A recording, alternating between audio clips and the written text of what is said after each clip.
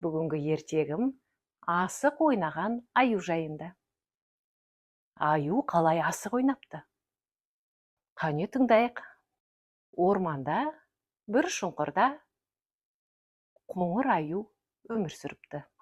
Ол өте салмақты, көп ешкіммен араласпайтын, күні бойы тәтті бал жеп, табиғатты тамашалап, одан қалса ұйықтап өмірін сүріпті.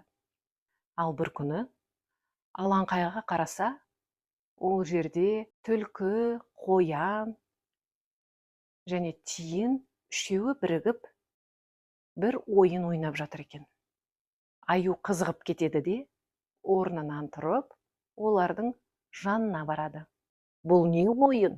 Бәрің мәссіңдер ғой, деп сұрайды. Бұл асық ойыны. Кім көздеп жақсы атады, сол жеңеді, дейді қоян. Аю да ойнағысы келіп кетеді. Бірінші рет асықты дұрыс ата алмады. Асықтың орнына жерді қағып жібереді. Ал қалғандары болса, аюдың бұл ісіне күледі. Бірақ тиін оны қолдап былай дейді екен: уайымдама, аю. Басында бәріміз де қателесеміз. Ең бастысы тырысу.